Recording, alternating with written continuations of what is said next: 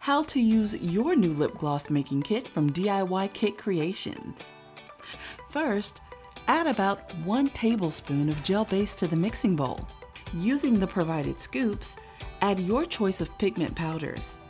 We recommend between 2 to 6 scoops, depending on how subtle or rich you'd like your shade to be. If your kit includes glitter, you can also add it at this time. Next, mix with the spatula. To thin or improve the texture, add about 10 to 20 drops of fractionated coconut oil. The gloss might look clumpy at first, but keep mixing. It will eventually blend nicely.